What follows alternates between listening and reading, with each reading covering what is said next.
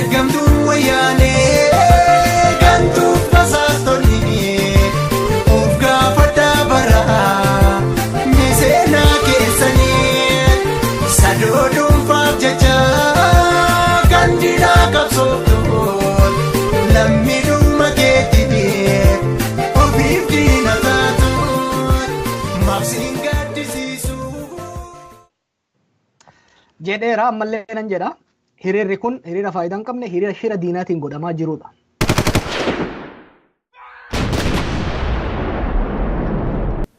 Gaafa ijoolleen teenya qeeroon cabxees anis atiis hafees cabne.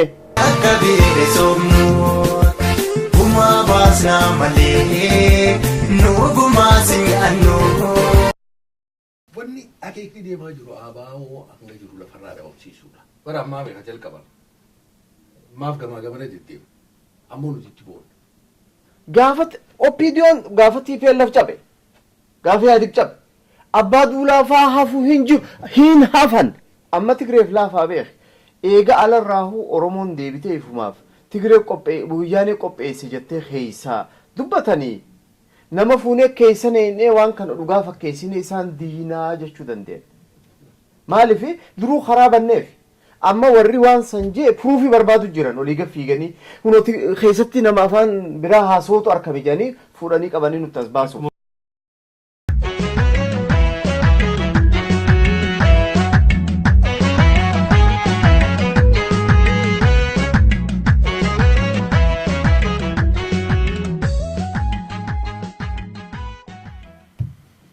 Hayya kabajamoo daawwattoota TV Oromiyaa magaalaa Torontoodha. Akkam jirtan baga nagaan jiraattan isiniin jechaadha.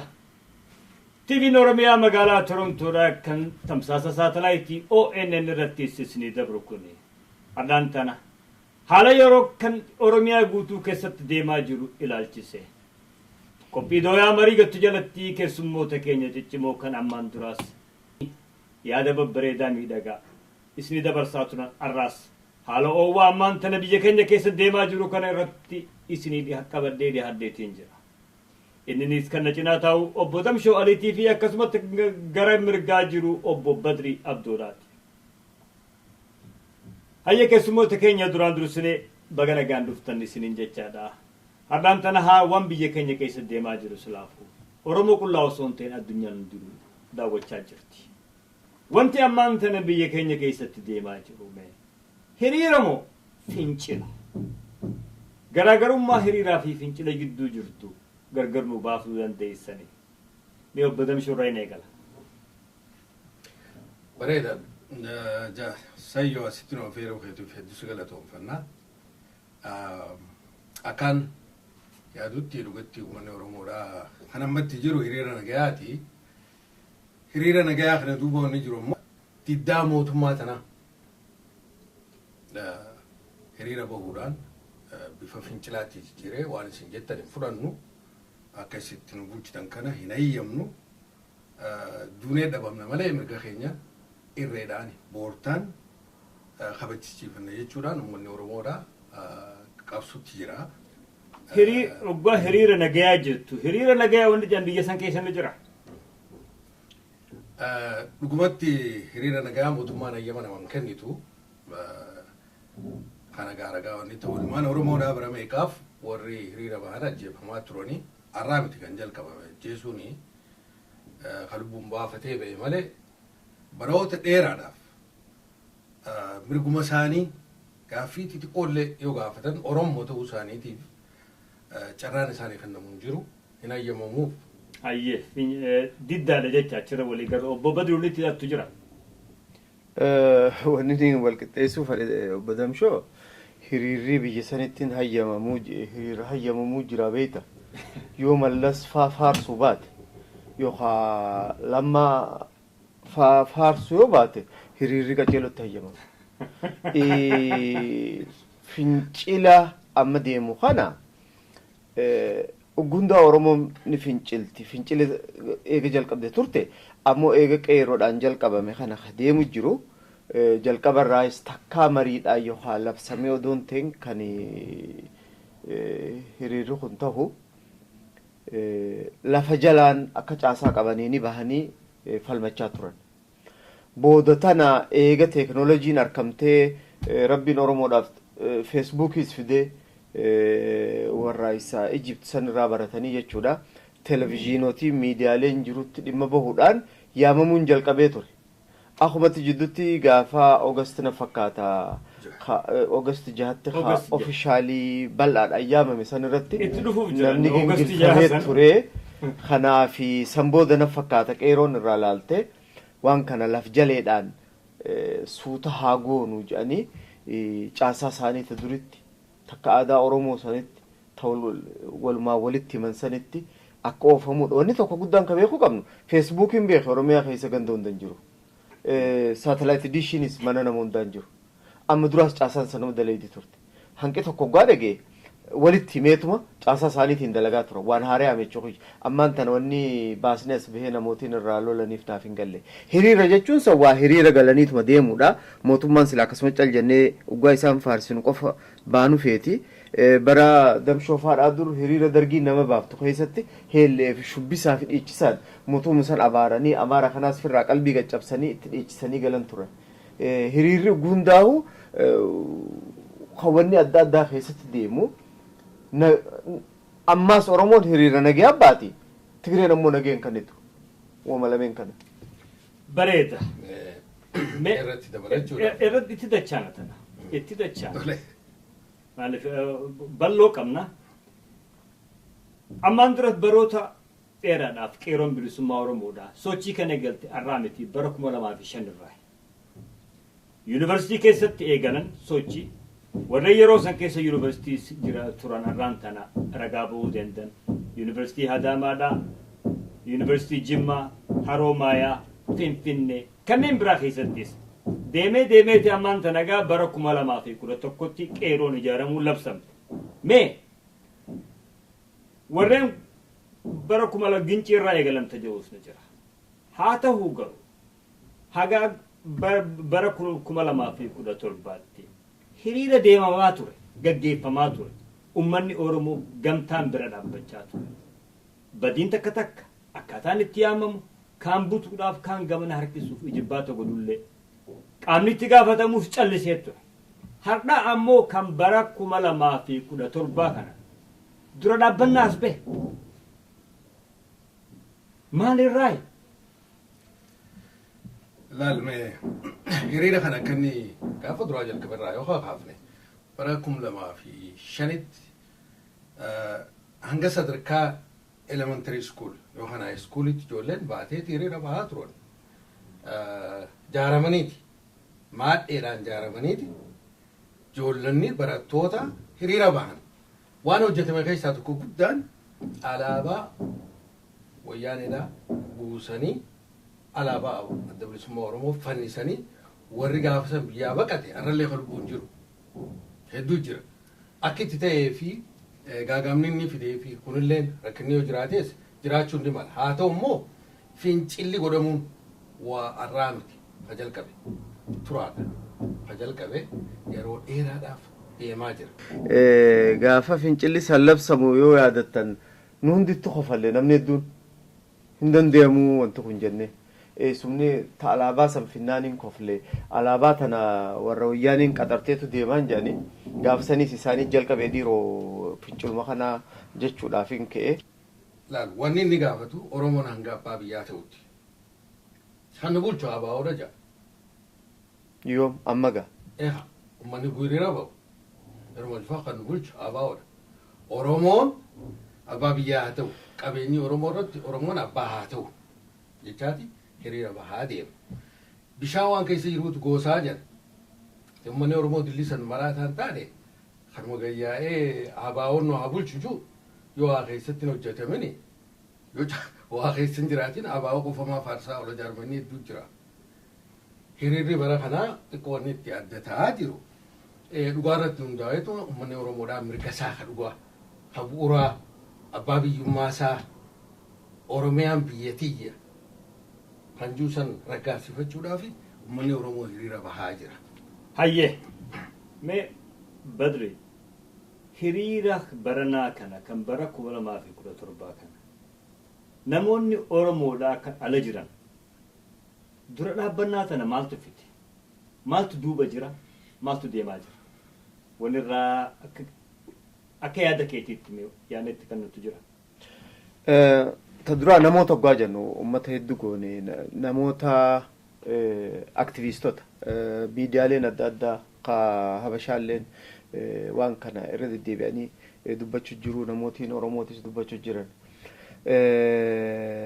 Keessaahuu odoon waan kanatti naasoyne waaniin ibsuu qabuun qaba baakgiraawundi isaatu jira namootiin akka hubataniif maaliif nama sadarkaa ammaan tana jirutti hojii aktiviizmii biyya alatti uummata oromoo qaceelloo tajaajiluudhaan sossoo'insa kana amma dura kabar godhuudhaanii fi sadarkaa qindeessuullee alarraa nama gahee wajjin bakka irraa kaane qabna. Arra konfasiin godha waaniin himadhuun qaba. Ifiin saaxila jechuudha. Eessarraa jalqabnee nama fira kiyyaa tokko nama walitti dhihaannuutu amata 6 dura. Gurbaa keenya tokkotu jira nama qaroo jabaa ammoo uummata habashaatu yuuz godhu jira badri please gurbaa kana karaa hawaasa oromoo yoo deebifne bu'aa qabaa naan jee eenyu jennaan maqaan itti hime maqaaniin dhagaya gandaa bashatti isiniin arka booda nama keenya bakka jiru miilarra kufneef fidannaa gurbaan dandeettii qaba jennaan xiiti jee amma telefoonaa waliin nu hidheeti haasoo inni hedduun haasoo ture amma gwaanni haasoo gwaan arku haboo isuma sanii hin jee edaa gaafas nama keenya ala waan beef beeta oromoo ala gwaa baate namni kun akkuma bashoota kutaa haleenci baruudu kun amma wal barreenuu duuba waan miidiyaa irratti waan tokko haasoo inni yeroon deemtee akkam goonee hawaasatti asadii bifnennaan aboo qophii iddoo tana amata dhufu kana keessa qophii afran qalloo tokko jira ichi irrattis finneet uummata oromoo wajjin wal barsiifna qaceelootti qophaa'aa dhufu waan jiruun haasoo inni jechuudha namni kun nama fira kiyyaa nama jabaa beeta he's an architect of him ka Johar keenya uume nama kana gaaf tokko seenaa isaa himuufiin ta'a hawaasa oromoo keessatti jechuudha fuudheeti gurbaa kana natti fidee wal barree amma afran qalloo irra yaamne amma 50 koree keessa turte ni yaadatta. Xalayaanaa turgeef. Akkasi. So waliin haasoyne yeroo jalqabaatiif uummata oromoo hawaasa oromoo kana keessa. Xalayaa firraa ka ergeeffadha. Duuba oggaa dhufuus naafi nama santu waliin gargaarsa gooneef hinne jechuudha maaliif koreen teenya diinagdee dadhabaan qabdu turte. Ichirra dhufeeti duuba hawaasa keenya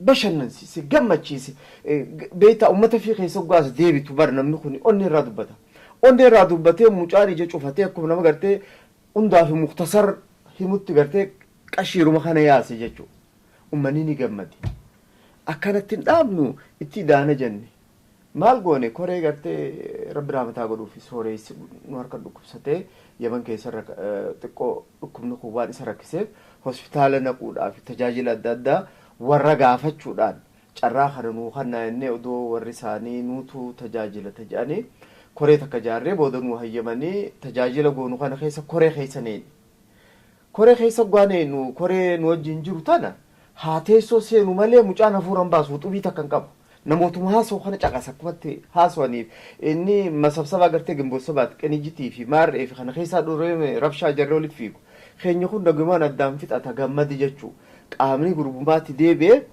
gaafa kaanii jaarsi amrii ta'e sooressi rabbi rahmataa godhuufi uggaanni amrii ta'u qophii tanaaf duuba Atlaantaa dhaquu qabna ture.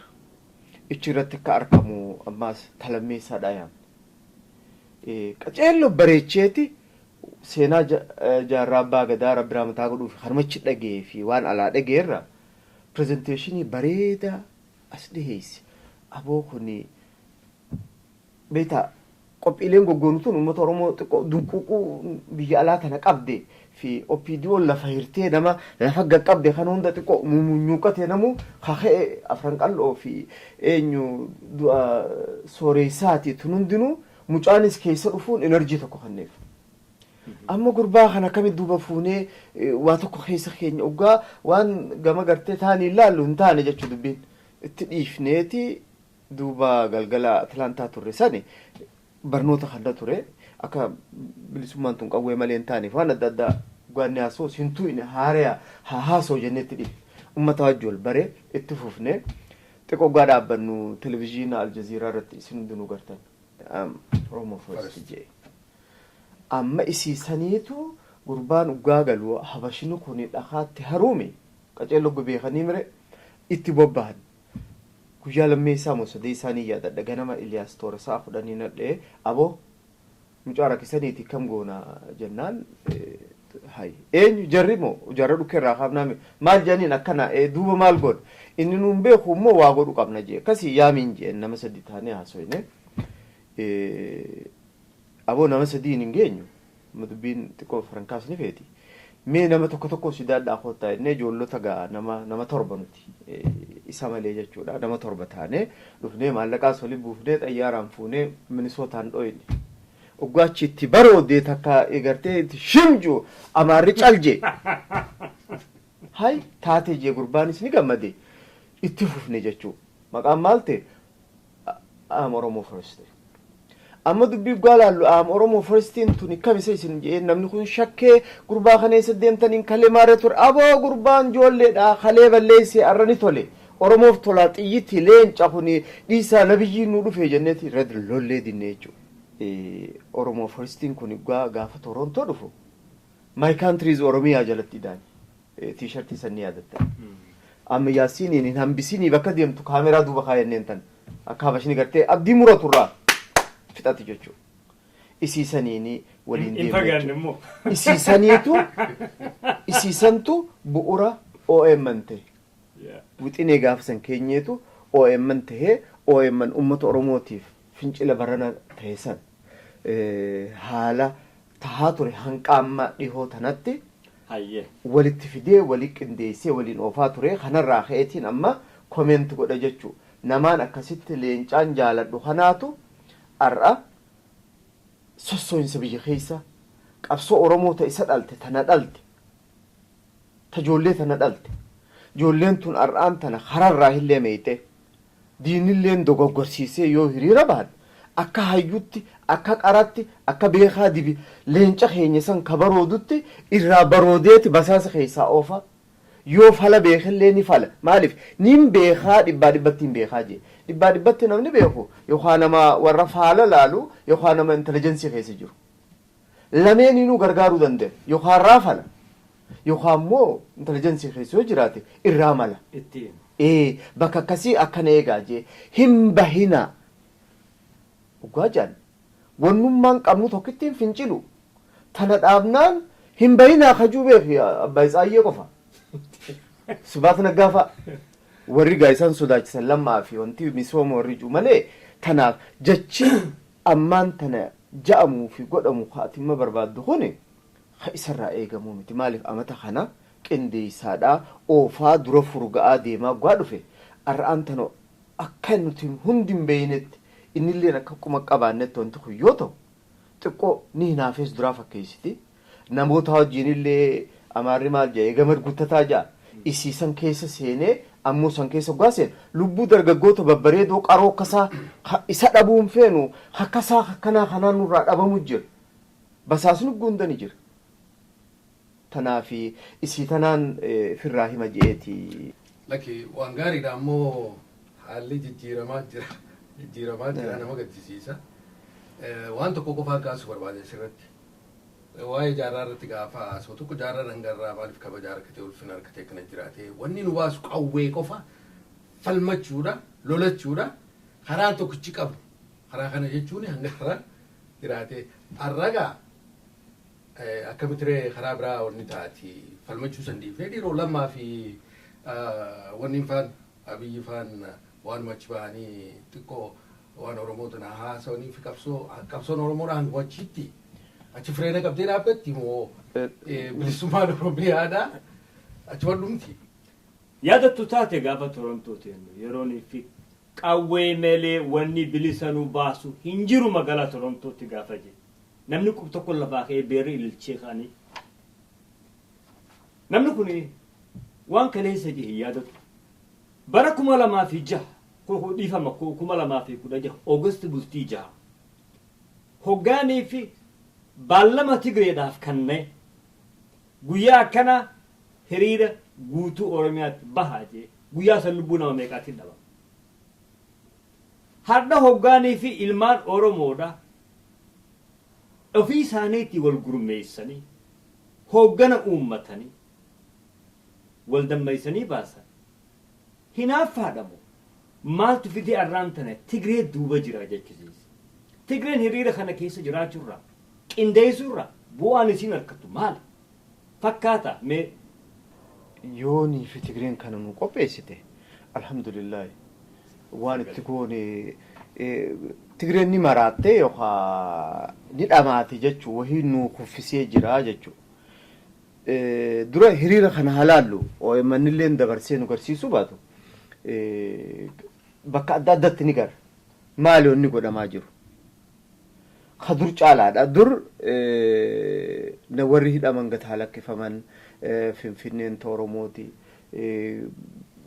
waan xixiqqoo tana himachaa turre lakkuma ji'u wanni gibiraatii sitti daamte amma taraa tana immoo fenomenaan haarayni ka Tigreen nutti as baafte daandaa Wayyaanee ifiin jette ta duraa talammeessaadha abbaan biyyaa Oromoodha abbaa biyyummaa barbaannaa jedhan tasadeessa alaabaan hundi alatti jaalannu ta biyya keessaa arkuun feene takka sababoota adda addaatiif isii san qabatanii bahan isii tana qabatee bahu Tigree jedhame yookaan warra Tigreen warri maali Wayyaaneedhaa jedhame warri Wayyaaneen qopheessitee jedhame abbaan fedhe haa qabaatu ilmi namaa uggaa bakka takka bahu mallattoo qabaachuu waa hunda caalaa barbaachisa.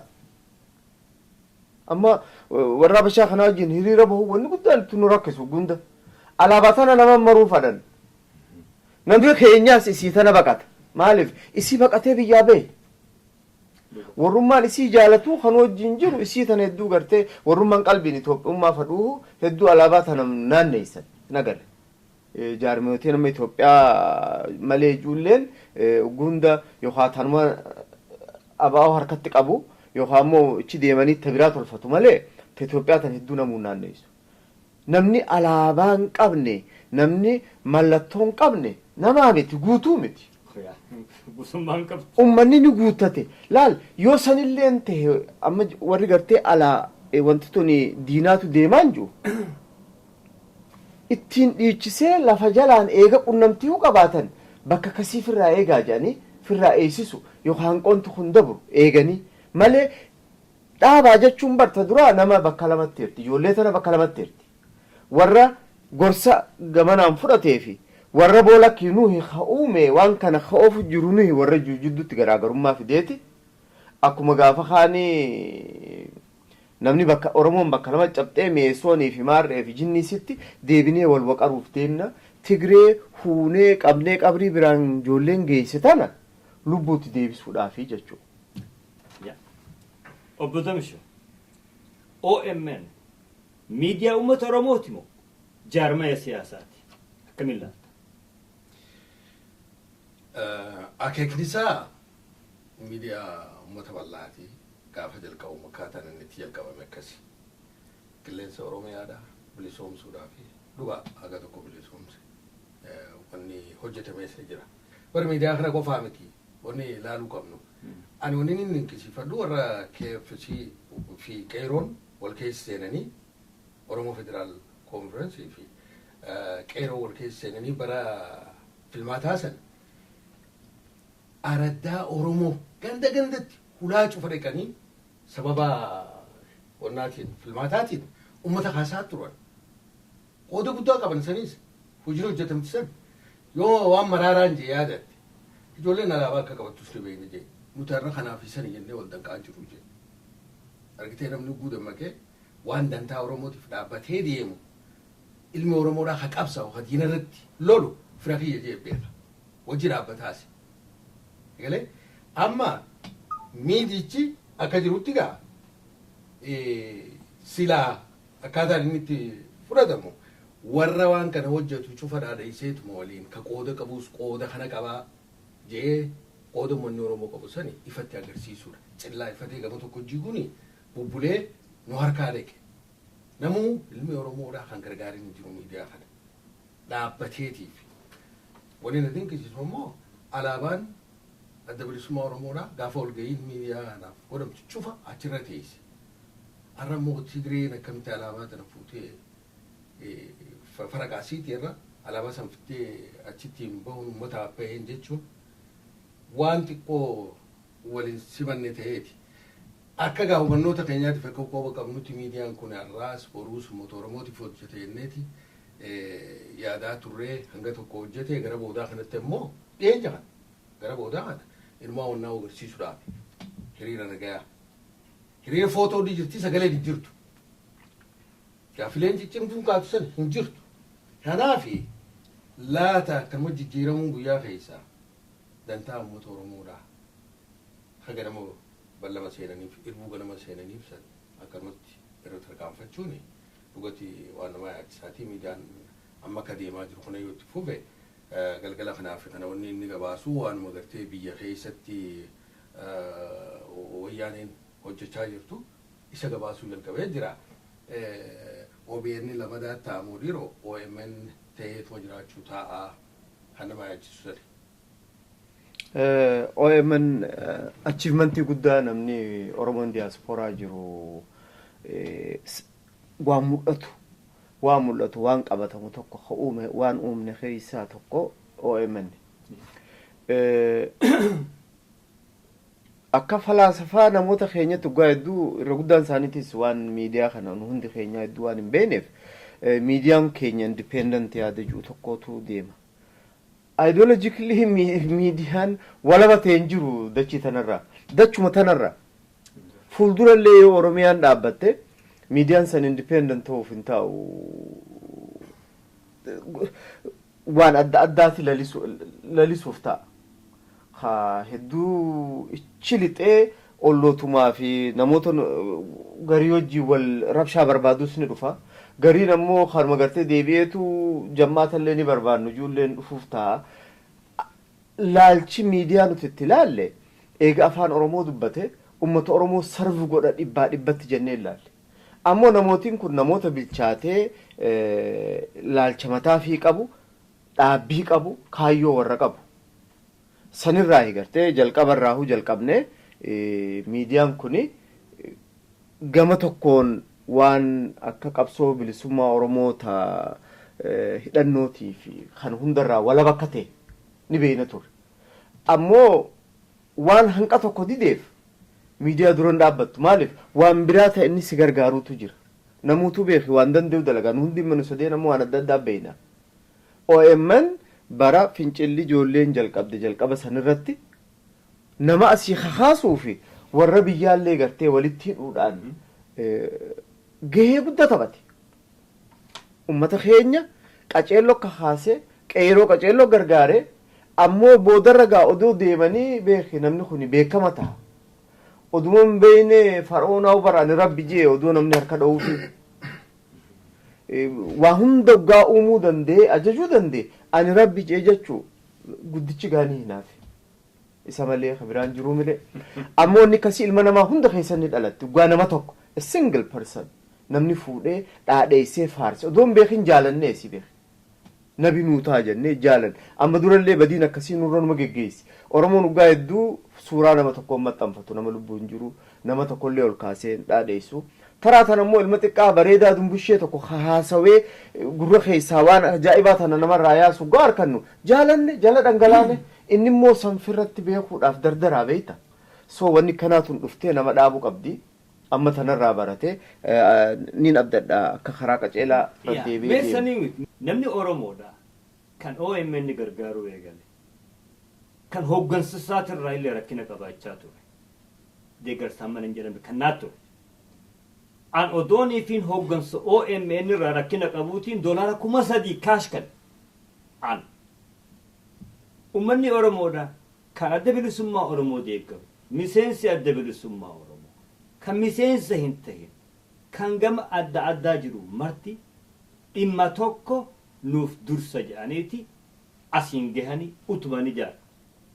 Hayyee hooggansi miidiyaa tokko namni uummanni Oromoodhaa nuuf hojjedhu miidicha kana tarkaanfachiisi jedhee mindaa kafaleef mindaa uummata Oromootiin hojjetu garee tokko qabatee miidicha karaa hin fedhutti tarkaanfachiisu sirriidha moo sirrii miti?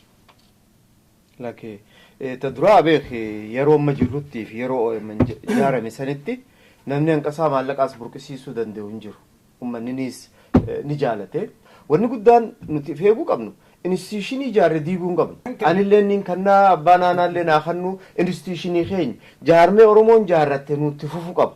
Amma waggaa hundaa hudheenee namoota san qeequu sodaachuu dhabuu qabna. Nama tokko lama jennee beeki qabsoota naas tarmaan nu harkaa ajjeese.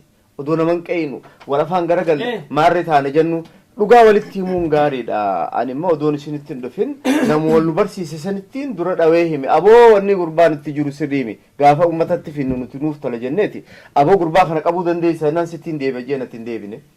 Tanaaf laal administreeshiniin inni gaafni ture gaafa dura Dr. Birhaanuun dhufee waan kana kararra kaa'e. Mataa surrii OMN ka tolche Dr. Birhaanuun. Ani dubbumaafin kaasa malee ideoloojiin dhaabbiin gaafuma sanuu maali wanni clearly himame beeki dhorkaadhaa miti nama viidiyoo ta'e qaxaruun akkasuma jeen gaafa saniis abbaa fadheehu nama kwalifikashinii qabu ni qaxarraa jiran.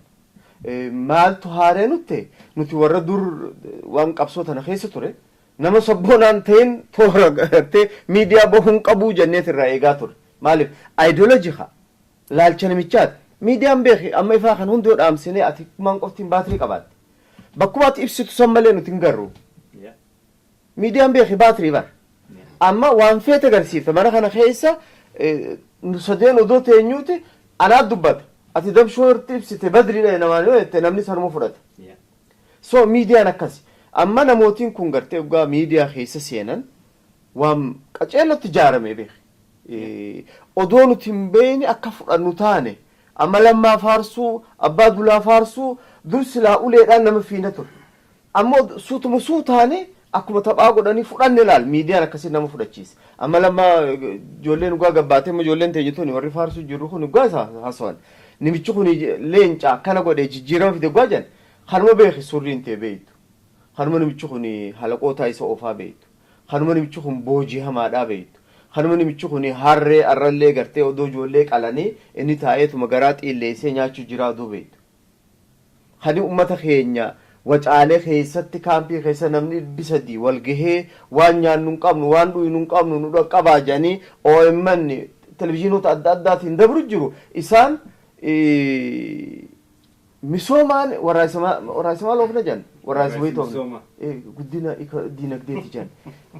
Ilmi namaa nama tokkoof jecha namoota 3 4 5 jecha mootummaan takka haatee waraana nama banti agarreeme Israa'el waraanuma isaanii tokko ka qabameef jecha tanaaf gartee miidiyaan nama fudhachiisa odoon beene nu tuurafnee hirriibaa dammaquu qabnaan jedha.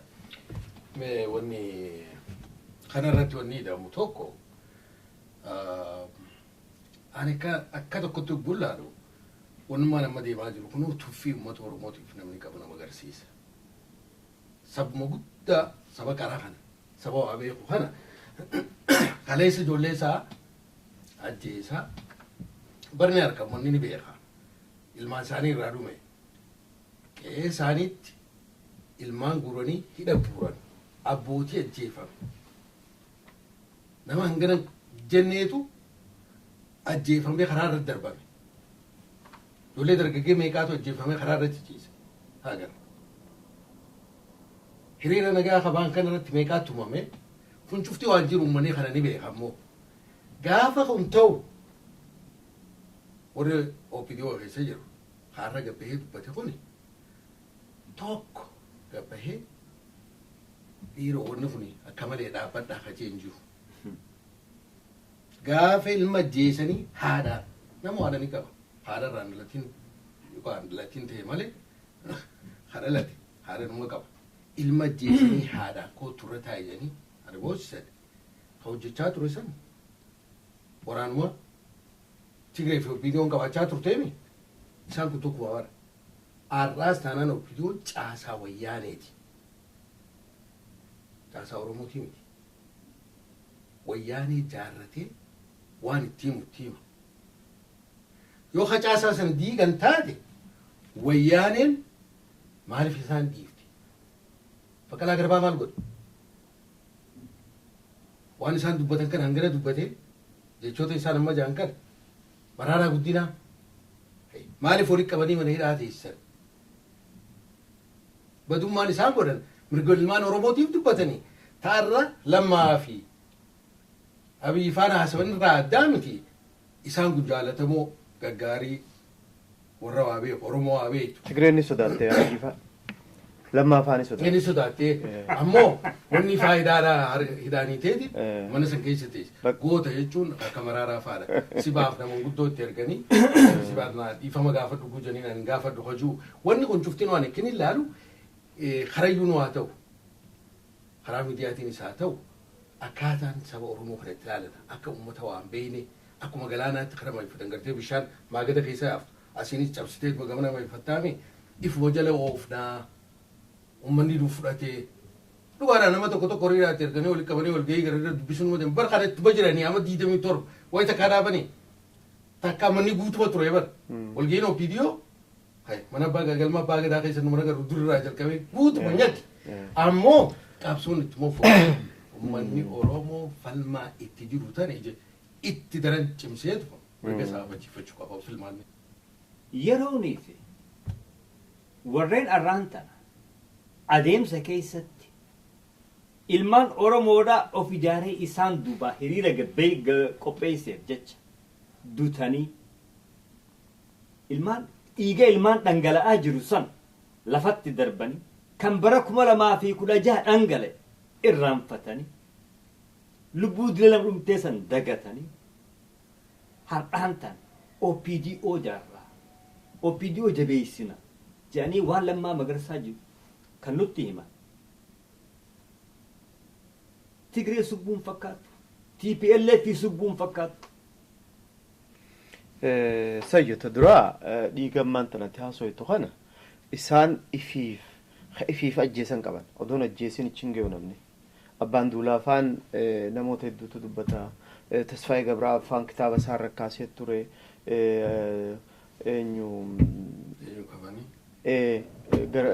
jaarsa Amboo keessatti gartee daraaraa kafanii snaayiparri gwaadha'u cinaa taa'ee dho'isise isa ja'a. Kitaaba irra jira kun nama Eertiraati gurbaan katabe nama Oromollee miti.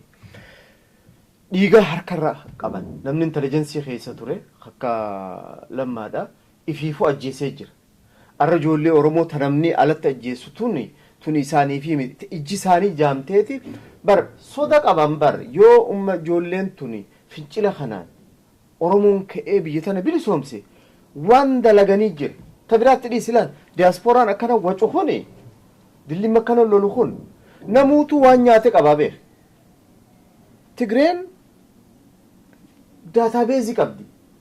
Eenyu dhufee lafaa fudhatee ha gurguree fi ha manatti ijaarate jidduu maaliif ittiin qunxuuxuu ajajuudhaaf kaayyette si nuuf kaa'utti hin jirtu. Amma namni hedduu wanni guddaan sodaata warri ala jiru harka dhawee jaarmoota tokko ijaan arkuun feenu kun dhabamuu qaba wanni jaaniif. Abaawoon dhabamuu qaba. Amma dhugaa biyya keessaa namootiin abaa'oo jechuun kan dhabamuu qaba jaanii warri dhiinii danfee imimmaan akkana dhahu godhu kuni waan balleessan qaban. Malee amma kanuma lafaa ka'ee ani wanni jaarmee tokko na jibbisiisee halkanii guyyaa tokko waan qeexaa beek. Maaliif jaarmee keenya nama keenya hooggana keenya namoota kana guyyaa tokko qeequu dandeessa. Boriyoo deebinee waan irraa haasofne kan iftaanis guyyaa 3 goone nutu ifiifuu if gabaagamu qaba. Namoota dalagaa godhatee ganamaa galgala irruma deddeebi'ee gartee akka suuratul faatihaa kana qara'aa oolu kuni haajaa biraa qaban. Tifoozoon amma alaa OPDOf uumamtees warra gubboo nyaate kan OPDOtti adeebinu. OPDO rakkoon guddoon handhurasii ta'isiin darratti awwaallannee itti fuudhanii duraa fageessanii Tigraay geessan. Infalmanne gaafa silaa gaafni jaarmeenii OPDO aadeoon qaanyee gaafa sani abbaan duulaa madooshaa isaa lafa kaa'ee mana keessaa koota firraa darbee fiiguu qabu gaafas xiqqaatan ummata oromootiimi isaanii haqaanyoon ummanni oromoo kabajaaf godhu jira ummanni oromoon qaanyoon emma ummanni oromoo wareegama ilmaan isaa kafalu jira dhugaa gaddee jira ummanni isaa daangaa irraa buqqa'u jiru dhugaa maaliif jaarmee hin qabne jaarmee isa diffeendu godhu hin qabne jaarmee bira dhaabbatee ana qawweellee hin qabaadhe isin wajjiin du'aa hajuuni dhaban jechuu ka biyyaan bulcha juu ka mootummaa fi hin juu lammaaf haa dubbattan lammaa fi ummanni buqqa'e san bar waan gosa tokko haasawani akkana nu godhanii liyyu poolis nu uufee na gudeedanii qofaatu lammaaf hafe malee waan taan hunda waan ummanni keenyu himatu himata rakkoo himuudhaan akka azmaarii gartee naa qabi jettee gama olii oromiyaa gama dhiyaa kanatti waan ummanni ji'u akka azmaaritti ja'anni soo tolchee sagalee bareedaa waan qabuu fi azmaarichi ja'ame lammaan sagalee bareedduu qaba sagaraa isaallee hin beekani kanaaf namni kun nama tigreen wallisii ummata kana raffisi jettee ummanni oromoo immoo akkuma abbaan aanaa jee shado hin rafu tana booda bara sanii jalqabee kan rafin amma rafuuf hin deemu jarri kun ifiif du'o jireenya isaanitti ummata naafa namni ummata isaa irraa adda ba'e ummata du'a ummata naafa akka boruuf bu'aan qabneef beekanii if bir'atu tigree malee jiraachuu hin dandeenye isii tana jiraachisu fadhu tanaafi ummata keenya jeequ jira. Manni godhe wanni si ajaa'ibsu waan OPDO tana amata baroota 27 haga biyya keessa jira. Wanni isaan gaafa duraan dhufanii dhaadha isaa ture karaa isinii ijaarree iskuula isinii wanti goone mana hakimaa waa isinii goone ifaa isinii barkuun qabeenya uummata Oromooti.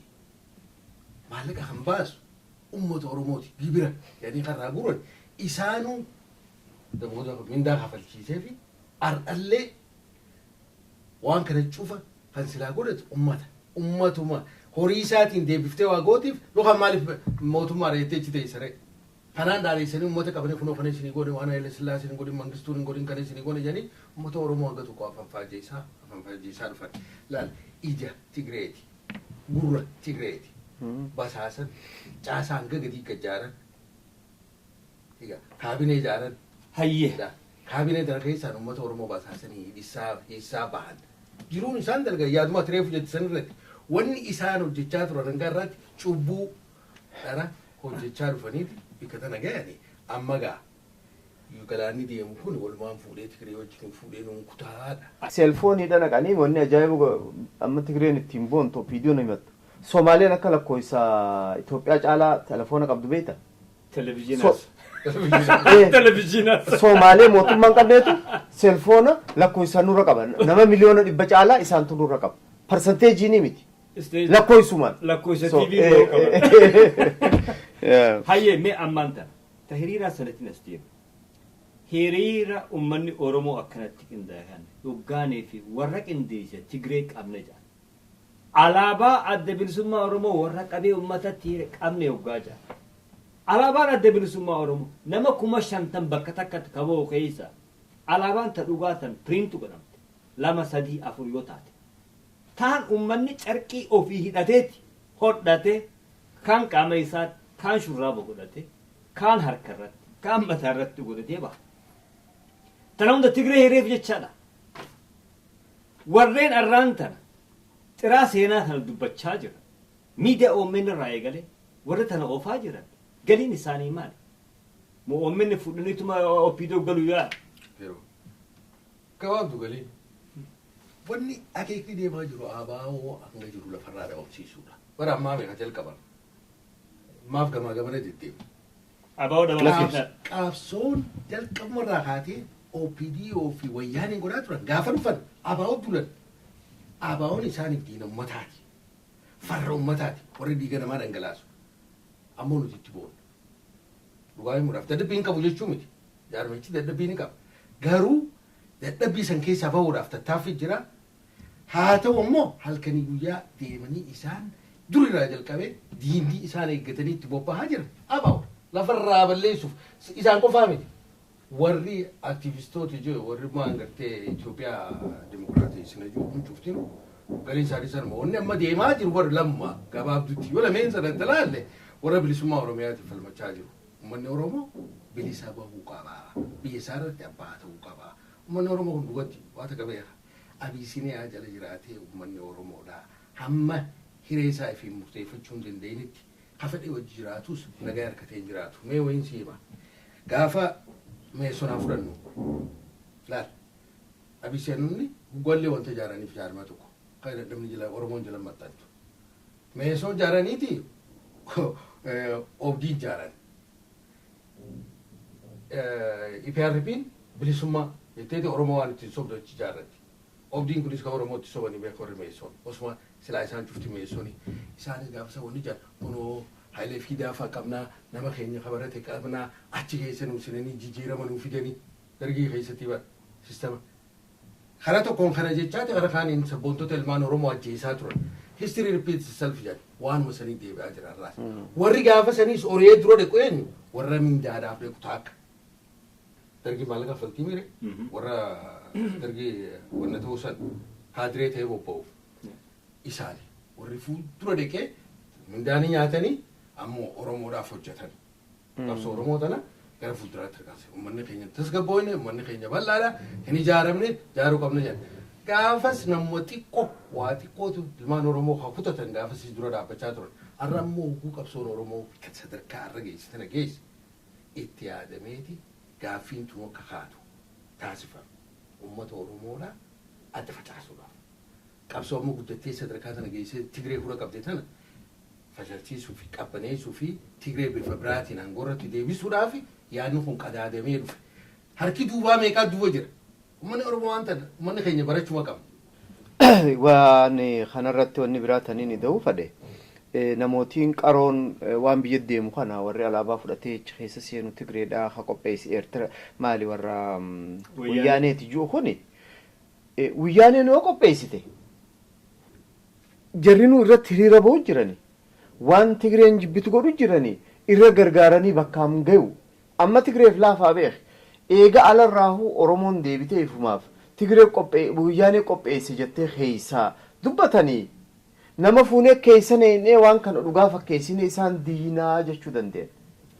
Maaliif duruu karaa banneef amma warri waan sanjee pruufii barbaadu jiran olii gaffiiganii hunooti keessatti nama afaan biraa haasootu argame jedhanii fuudhanii qabanii nutti as baasu. Manguddoo Shaashaman irraa jedhanii akkas godhanii fuudhanii maal godhu fadhan amma gaa ijoolleen tun bakka lama cabxeeti qabsoon amma kaate tuni ichin laabshooyti ta isaaniif kontirool godhan boru tolfachuu fadhan jechuudha.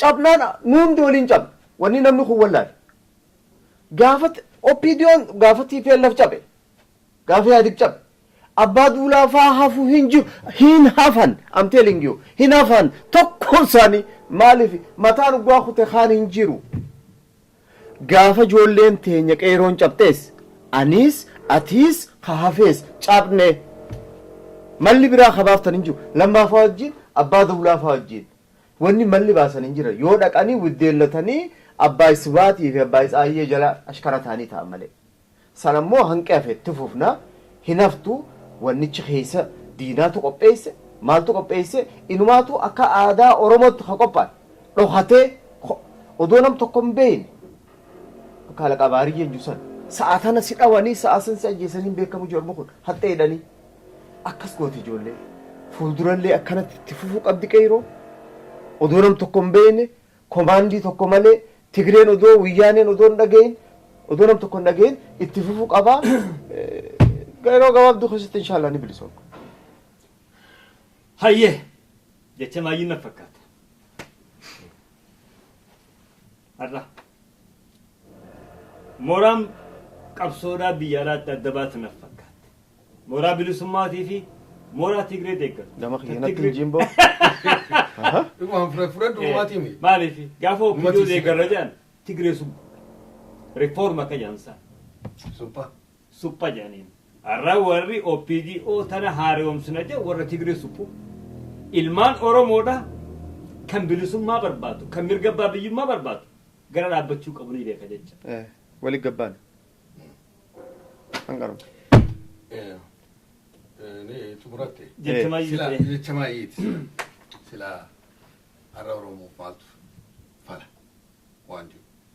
Laal dhumatti warri silaa amma dubbatu kun dhumatti silaa fudhadhumma warri OPDO keessaa as garagallee damma inni rakkoo uummata keenyaa agarree jiru kuni humnoota hanga irraa qabsoo godhaa turan sanitti harka isaanii handatanii karaa jalaatiin haa ta'u karaa fedheenu isin jiraatan waliin jiraatan rakkoon Oromooti bara ara silaa cina bilisummaati ka Oromoo waliin deemu qabu rakkinni qarraa kun akka ammaa uumamee kun callisee hin teenyu jenne malee silaa yoo kanatti dhiifnes dhufutan warra nu fudhateen hun deemu jira akka galaanaatti itti dhiisuun qabu ammoo silaa irra cina bilisummaati kan ta'uu qabu. Beek gaa'isuma OPDO lama warri jalaa sabboonotaa jira warri gadii ta uummatatti idaalee jira ta nuti waqaru jirru ta booji'amtee fi ta garaa agartee dhiiga namaa diddibattee afaan tolfattee haatu tana malee hambar uummata wajji jira bar.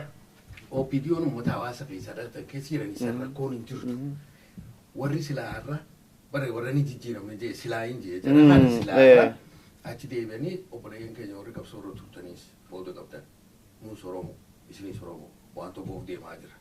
Fedhee lafa jalaan ta'a.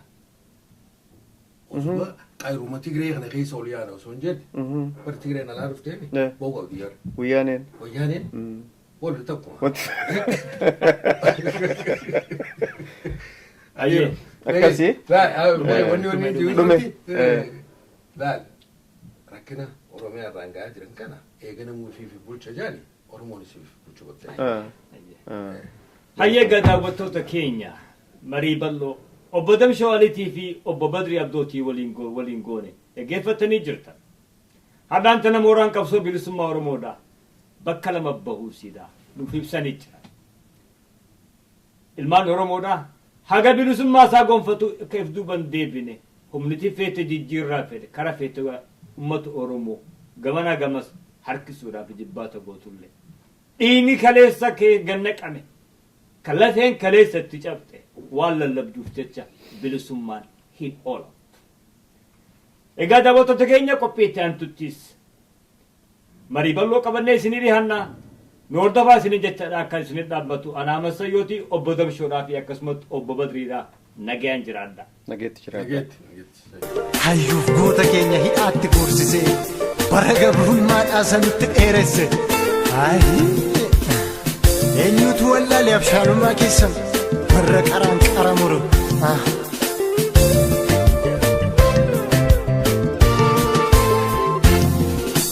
Dachiin Oromiyaa jiitu magariitu ilma isheerra dabrees kan ormeerra nyaatu dhageessus dabarsii himiif warra gantuu Oromoon sanyii